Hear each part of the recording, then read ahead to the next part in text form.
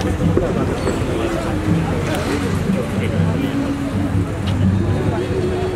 कसरीमा पाउनुहुन्छ जाउँ त सपनालाई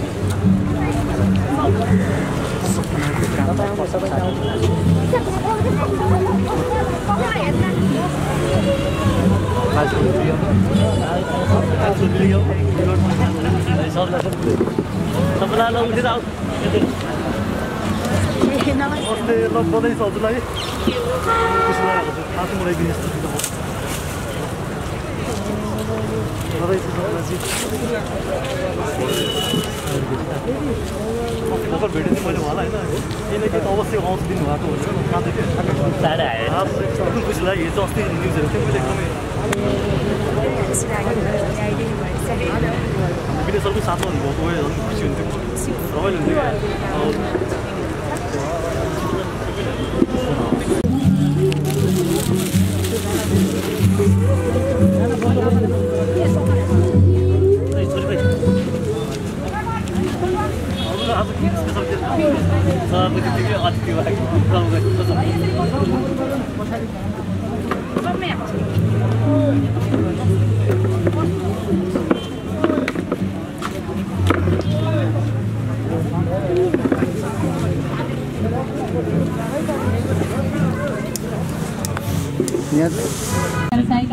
आज हाम्रो सपना बहिनी हाम्रो नेपालको छोरी नेपालको चेलीले विश्वका सबैभन्दा राम्रो काम गर्ने अथवा उत्कृष्ट महिलाको समूहमा पर्न सफल हुनुभएको छ।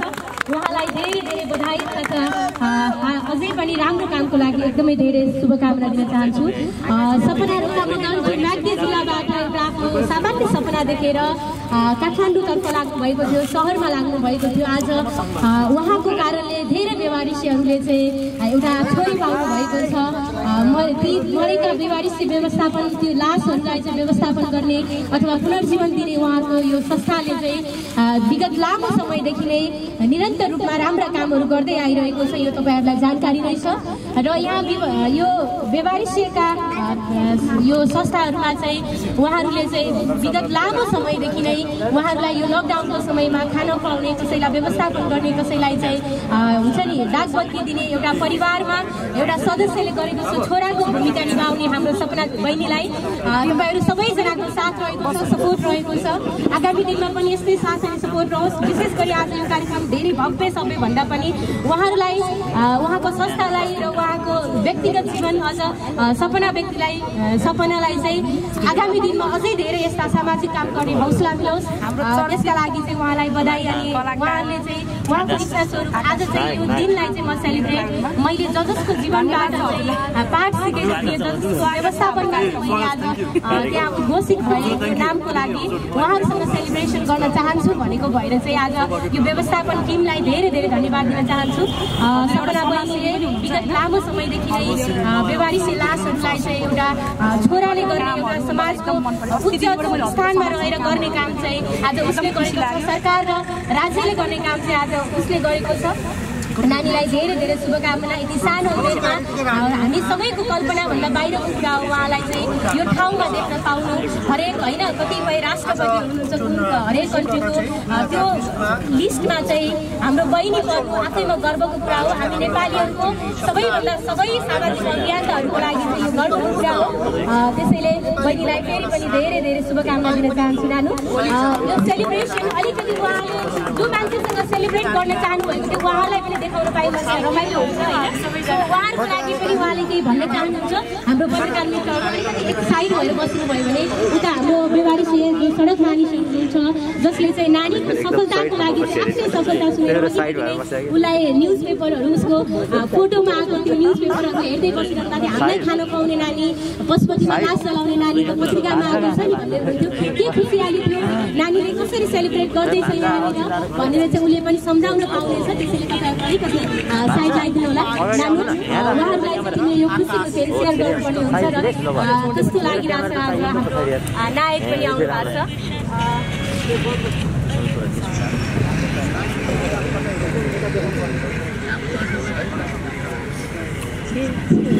आज हरेक क्षेत्रले समग्र सामाजिक अभियान त हामीहरूले मात्र नभएर पत्रकार मित्रहरूबाट त्यसै गरी चलचित्र क्षेत्रबाट पनि नानीलाई धेरै सम्मान धेरै चाहिँ हुन्छ नि उहाँको कामको चाहिँ कदर गरिएको महसुस मैले गरेँ। सो तिमीलाई कस्तो लागिरहेको छ? धेरै धेरै धन्यवाद हाम्रो दिदीलाई। उपस्थित हुनुभएका सम्पूर्ण विशेष त मेरा प्यारा हाम्रो दाइ दिदीहरू हुनुहुन्छ, सम्पूर्ण सञ्चारकर्मी दाइ दिदीहरू र हाम्रो आकाश श्रेष्ठ सम्पूर्ण नायकको प्रतिनिधित्व गरेर आइदिनु भएको छ।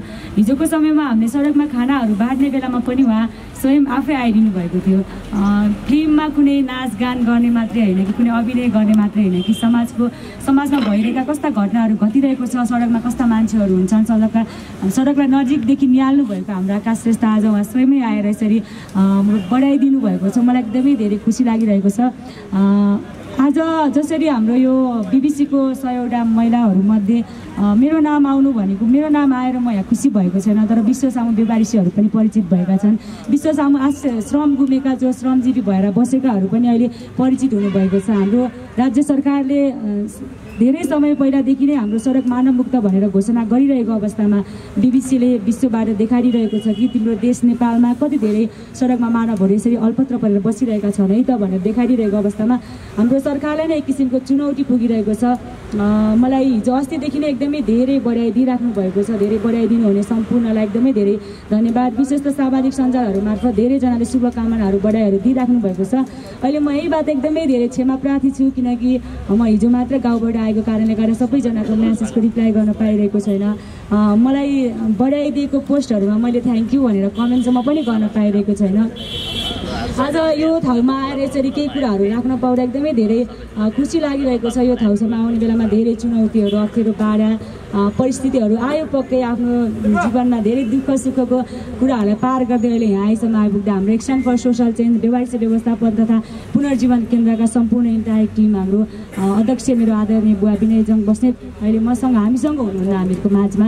अहिले उहाँ यो बेवारिसीहरूको उचित किसिमको व्यवस्थापन र हाम्रो बाआमा घर आश्रमको उद्घाटनको लागि भनेर नेपालगञ्ज जानुभएको थियो। नेपालगञ्जबाट अहिले उहाँ चितवन जानुभएको छ र भोलि मात्रै उहाँ यता आउनुहुन्छ।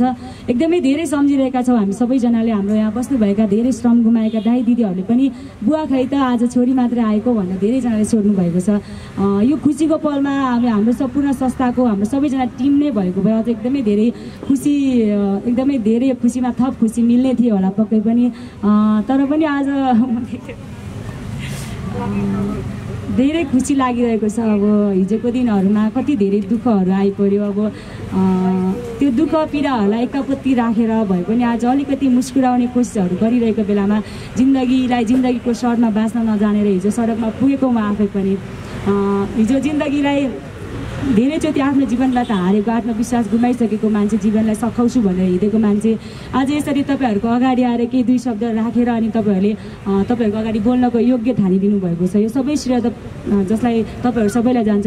विशेष गरेर श्रम गुमाएर बस्नुभएका धेरैजनाहरू हुनुहुन्छ, उहाँहरूलाई नै जान्छ। किनकि आज हाम्रो संस्थाबाट प्रतिनिधित्व गरेर मेरो नाम आउनु भनेको सबै उहाँहरूकै कारणले गर्दा। उहाँहरू हुनुहुन्थ्यो, बेवारिसी लासहरू थियो जसको हामीले व्यवस्थापन गरेको थियौँ र त आज हाम्रो यो बेवारिसी लासहरूको व्यवस्थापनको सूचीमा यो 100वटा महिलाहरू मध्येमा हाम्रो नेपालबाट पनि छानिएको छ।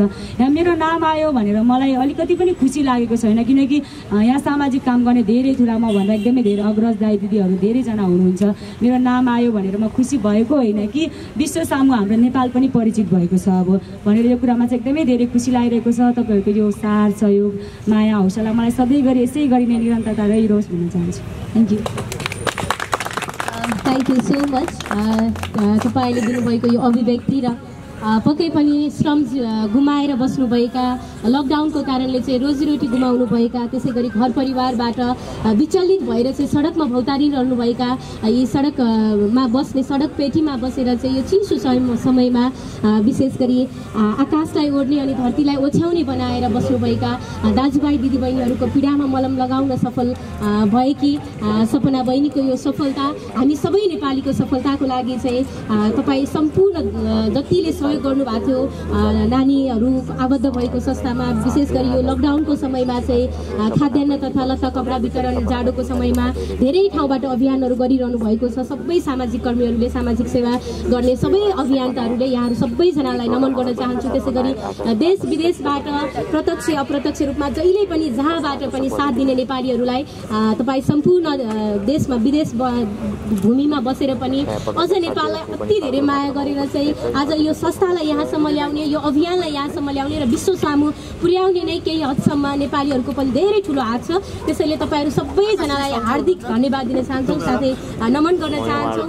सामाजिक काममा यसै पनि अलिकति बाटा अडचनहरू आउने नै गर्छन्। सपनाले भने जस्तै पहिलेका दिनहरूमा धेरै कुराहरू सहियो, सडकमा आफै भौतारिए, त्यो लाइफलाई चाहिँ आफैले निहालेर उहाँहरूका समस्यालाई म आफैले फिल गरेर चाहिँ आज यो ठाउँमा आइपुग्दाखेरि म भन्दा पनि मेरो देश नेपाल चाहिँ चिनिएको छ भन्छ उनले भनिरहनु भएको थियो नानीले। सो यो आफैमा एकदमै गर्व लाग्ने कुरा हो।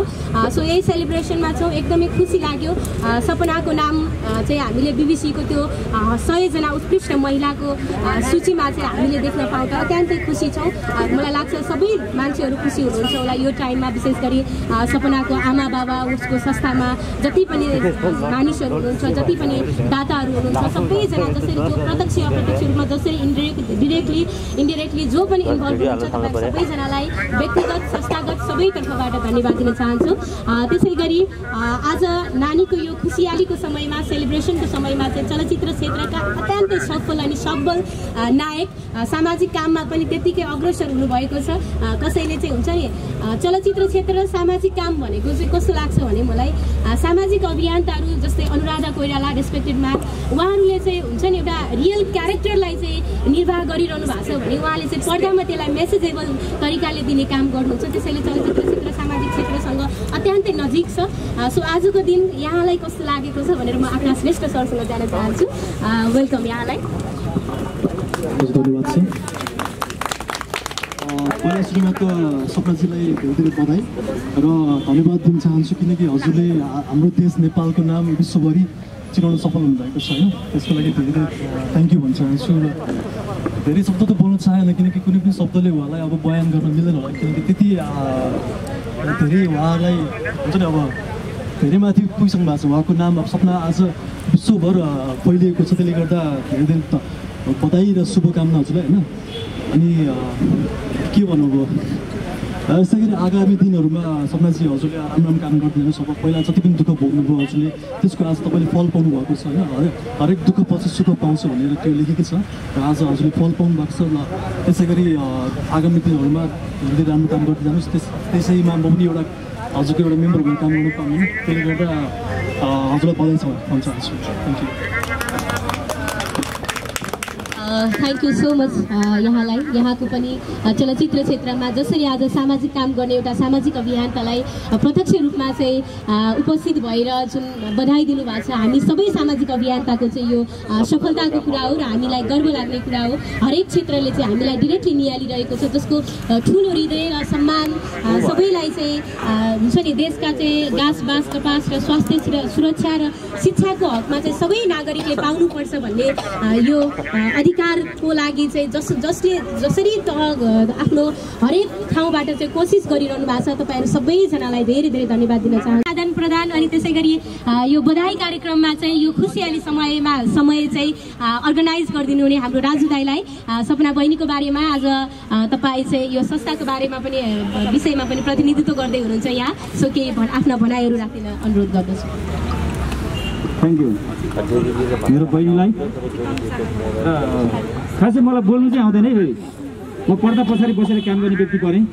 मेरो अब छोरी, म बहिनी पनि भन्छु, छोरी पनि भन्छु, मेरो एकदम सम्मान छ उहाँप्रति।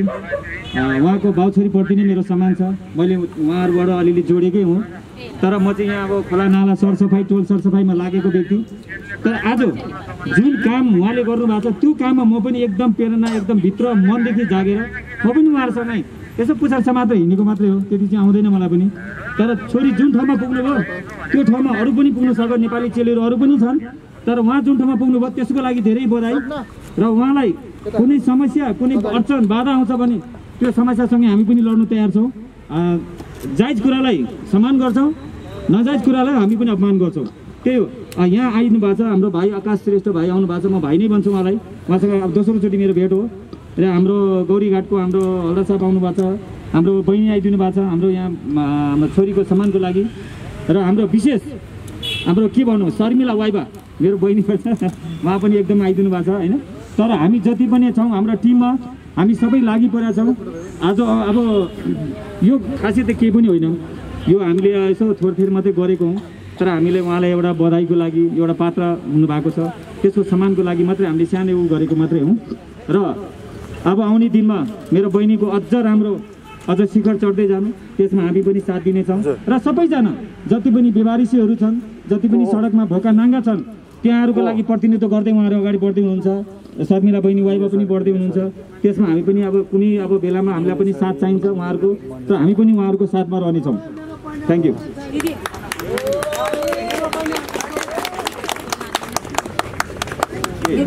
Thank you. यहाँ आमा बोल्नुहुन्छ। जय नेपाल, सबैलाई नमस्कार छ। सबै कलाकारहरूलाई पत्रकारहरूलाई नमस्कार छ। महासरस्वती महालक्ष्मी नवदुर्गा विजय भगवतीले हाम्रो देश नेपाल देशमै फर्काउँछ पक्कै पनि। कोही पनि नडराउ, आफ्नो देश कुनै छिमेकीले लाने छैन।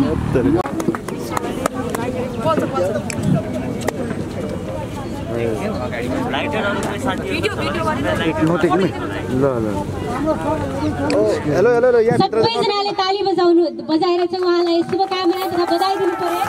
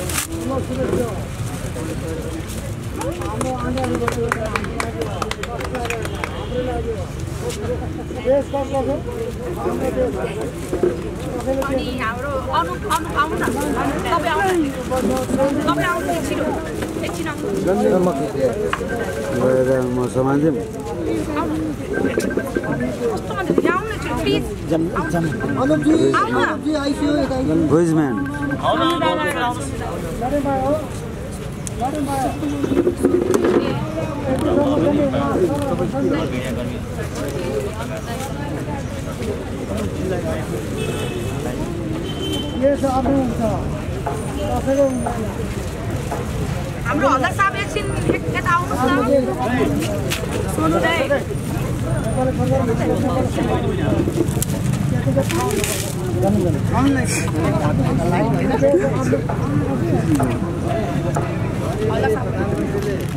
दाइ बहिनीलाई भन्नुभएको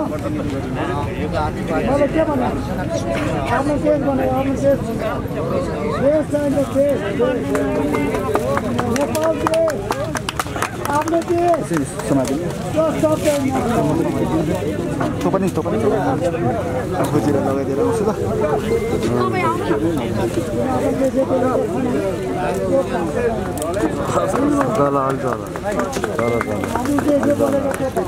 हजुर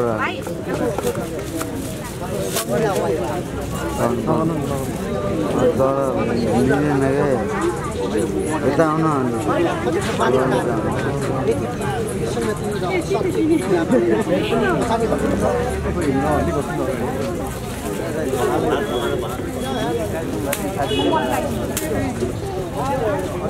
छेक्दिहाल्यो भयो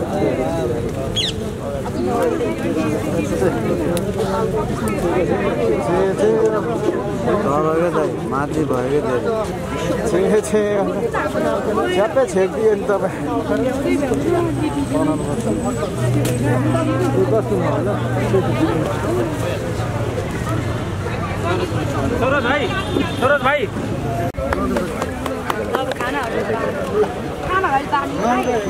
सबको अबिरो यो विजयको अबिरो यो देशको राष्ट्रपति पनि एकदम है एकदम तपाईँ चाहिँ उपराष्ट्रपति सरोज भाइ कोही सरोज भाइलाई के गर्नु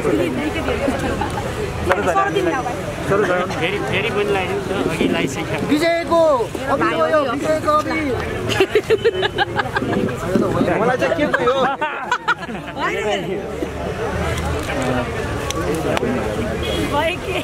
एउटा विजयको अबिरहरू पनि हामीले लगाएर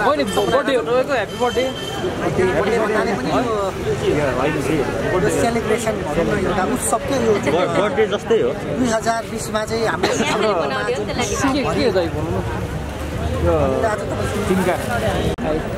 यस्तो हामीसँग यति बेला शीर्षित नायक आकाश श्रेष्ठजी पनि आइपुग्नु भएको छ र उहाँले बधाई दिइसक्नु भएको छ सपनाजीलाई र यो जित चाहिँ नै सम्पूर्ण नेपालीहरूको भनेर उहाँले भनिसक्नु भएको छ। साँच्चीकै उहाँहरूले सडकमा रहेका व्यवहारिसीहरूलाई पनि धेरै नै माया गर्नुभएको छ र उहाँले यो दोस्रो पटक आज हिजोको दिनमा तिलगङ्गामा आएर उहाँले खाना बाँड्नु भएको थियो। आज चाहिँ यो गौरी घाटमा यो चाहिँ गुहेश्वरीमा आउनुभएको छ। विशेष गरी आम दर्शक श्रोता र सपनालाई के भन्नुहुन्छ तपाईँ? के भन्छु भन्दाखेरि सपनाजीलाई धेरै धेरै बधाई छ र एकदमै धन्यवाद पनि छ किनकि उहाँले हाम्रो देशको नाम एकदमै राख्न सफल हुनुभएको छ र पक्कै पनि सबै देशभरि या विश्वभरिको नारीको एउटा हुनुपर्ने एउटा हुन्छ नि उदाहरण बन्नुभएको छ सपनाजी। त्यसले गर्दा एकदमै हौसला र एकदमै क्षमता भएको नारीमा गनिन्छ सपनाजी। त्यसले गर्दा आगामी दिनहरूमा पनि उहाँलाई अब हुन्छ नि सबजना मिलेर सपोर्ट गरौँ।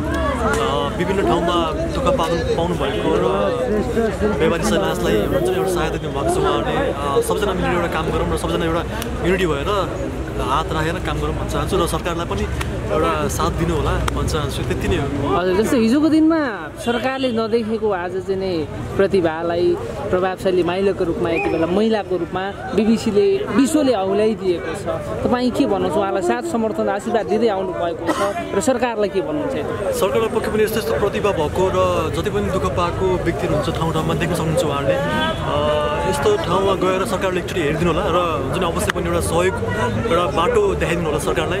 अवश्य पनि हरेक नेपाली जनताले एउटा गर्ने आँट गर्नुभएको छ। त्यसले गर्दा सरकारले बाटो देखाइदिनु भयो भने अवश्य पनि उहाँहरू सबैजना मिलेर काम गर्न सक्नुहुन्छ र हरेक घरमा एउटा खाना बस्नको व्यवस्था मिल्नेछ। हजुर, जस्तो आज हजुरको जोडी पनि देख्न पाएनौँ हामीले। अस्ति पनि जोडी नलिआउनु भएको थियो। जोडीको हाम्रो पूजा दिदीलाई नलिआउनु भएको छ आज पनि। अस्ति सधैँ लिएर आउँछु भनेर बाचा गर्नुभएको थियो तपाईँले। क्षेत्रमा चाहिँ जोडी हो होइन। बाहिर त आफ्नो पर्सनल लाइफ हुन्छ, आफ्नो एउटा तरिका हुन्छ बस्ने बाँच्ने होइन। हजुर, अब अवश्य अब कुनै चलचित्रको काम पऱ्यो भने होइन कुनै क्षेत्रमा जानु पऱ्यो भने त्यतिखेर चाहिँ हामी सँगै हुन्छौँ। हुन्छ, हस्, हजुरले महत्त्वपूर्ण समय दिएर आइदिनु भयो। Thank you so much. धेरै धेरै धन्यवाद।